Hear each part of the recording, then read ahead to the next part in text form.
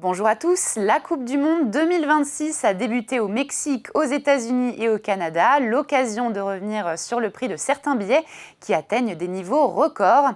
Selon une étude de la plateforme SeatPeak, le billet le plus cher de la phase de groupe s'est vendu 17 199 € pour la rencontre Espagne-Uruguay du 27 juin.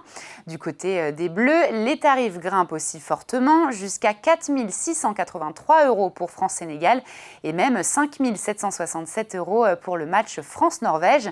Le match le plus abordable reste France-Irak avec un billet revendu jusqu'à 980 €. Plus largement, le prix moyen d'un billet à la revente pour assister à un match de l'équipe de France s'élevait encore à 1 084 € en mai, malgré une baisse par rapport à décembre. Des tarifs qui suscitent de nombreuses critiques chez les supporters. Pourtant, l'engouement reste exceptionnel. La FIFA affirme avoir reçu plus de 500 millions de demandes de billets pour cette édition. Et ce n'est qu'un début. Pour la finale du 19 juillet, les meilleures places vendues officiellement dépassent les 5 400 €, tandis que sur les plateformes de revente, certains billets de catégorie 1 affichent déjà des prix entre 13 000 et 20 000 €. Et on poursuit avec les retombées économiques de cette Coupe du Monde 2026, déjà présentée comme la plus lucrative de l'histoire. Avec un format élargi à 48 équipes et un record de 104 matchs disputés aux États-Unis, au Mexique et au Canada, la FIFA espère générer près de 8,9 milliards de dollars de recettes sur la seule compétition. Dans le détail, la Fédération internationale de football table sur 4 milliards de dollars de droits télévisés, 3 milliards issus de la billetterie et de l'hospitalité, ainsi que 1,8 milliard grâce au sponsoring. Les villes hôtes espèrent également profiter de l'événement avec plus de 7 milliards de dollars de retombées touristiques attendues en Amérique du Nord.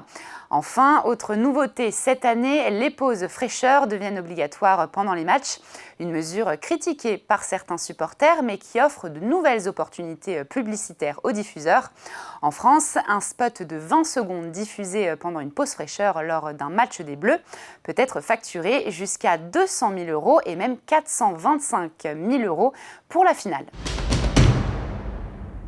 Et on termine ce JT de la semaine avec un autre record que pourrait battre cette Coupe du Monde 2026, celui des paris sportifs. Et oui, selon l'autorité nationale des Jeux, les Français pourraient miser jusqu'à 1,2 milliard d'euros sur la compétition. C'est 2 fois plus que lors de la Coupe du Monde 2022 qui avait généré environ 600 millions d'euros de mise. Le parcours des Bleus sera également déterminant. En 2022, la finale France-Argentine avait à elle seule généré près de 54 millions d'euros de paris. Autre tendance marquante, selon une étude de Harris Interactive, 41% des Français qui prévoient de suivre la compétition envisagent de parier de l'argent, soit 5 points de plus qu'en 2022.